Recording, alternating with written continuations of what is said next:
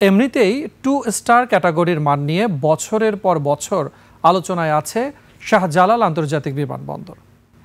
হাইকাট মানে উন্নীত হতে চ্যালেঞ্জ নিয়ে ধুঁকতে থাকা দেশের প্রধানতম বিমানবন্দরে আগুন লাগার পর আবারও সমালোচনা বিশ্বব্যাপী। বিশ্লেষকরা বলছেন, ইমেজ ও ইকোনমির সংকট কাটিয়ে উঠতে সিভিল এভিয়েশন অথরিটি ও বিমান কর্তৃপক্ষকে হতে হবে আধুনিক। আদিত্য মামুনের report. Colour expert, George sap এবং মাইল্ড অন হ্যান্ডস টেকনোলজি সমৃদ্ধ অরিক্স ক্রিস্টাল ওয়াশ আপনার লন্ড্রি এক্সপার্ট। শাহজালাল বিমানবন্দর দেশের আন্তর্জাতিক প্রবেশদ্বার। এই বিমানবন্দরের কার্গো ভিলেজে আগুন লাগার ঘটনায় প্রশ্নের মুখে পড়েছে নিরাপত্তা ব্যবস্থা।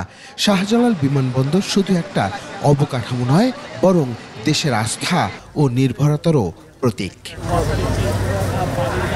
এই বিমানবন্দরের সেবা, মান ও প্রতিক্রিয়া দিয়েই আন্তর্জাতিক ভাবমূর্তি গঠিত হয়। বিমানবন্দরে ঘটে যাওয়া অগ্নিকাণ্ডকে ক্লাস বি ইনসিডেন্ট বলা হলেও এর নেতিবাচক প্রভাব দীর্ঘস্থায়ী হবে বলে মনে করছেন বিশ্লেষকরা।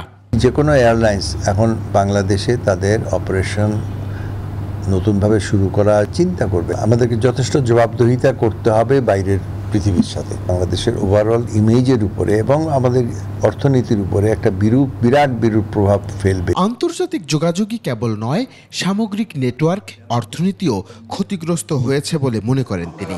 এর পেছনে অব্যবস্থাপনাকে দায়ী করছেন এই বিশেষজ্ঞ।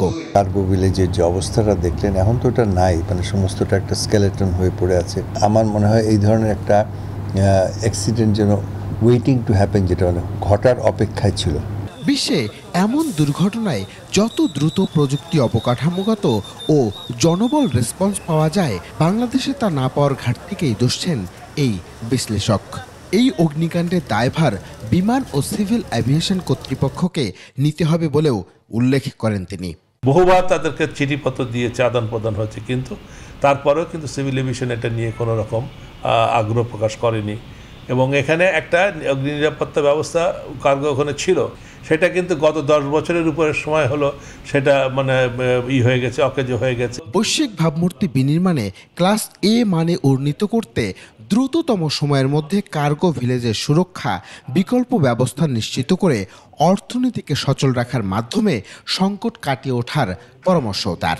যারা এটা নিরাপত্তা নিশ্চিতকরণ করবে, সেখানে যদি শস্যের মধ্যে ভূত থাকলে সেটা ঠেকাবে কে? সেটা তো কারো পক্ষে ঠেকানো সম্ভব না। এবং গ্রাউন্ড হ্যান্ডলিংয়ের ব্যাপারটা বিমানকে আরও অনেক বেশি সচেতন হতে হবে। এটা প্রতি বছর শাহজালাল আন্তর্জাতিক বিমানবন্দর থেকে অভ্যন্তরীণ ও আন্তর্জাতিক মিলিয়ে 1.5 কোটি যাত্রী পরিবহনের পাশাপাশি 3.5 লাখ টন কার্গো হ্যান্ডেলিংও করে থাকে। শাহজালালে অন্তত 35টি দেশি বিদেশি এয়ারলাইন্স প্রতিদিন গড়ে 500টি ফ্লাইট পরিচালনা করে আসলেও এমন অগ্নি দুর্ঘটনায় মুখ ফিরিয়ে নিতে পারে আন্তর্জাতিক সংস্থাগুলো, এমন শঙ্কাও তাদের। আদিত্য মামুন, 21 টেলিভিশন, ঢাকা।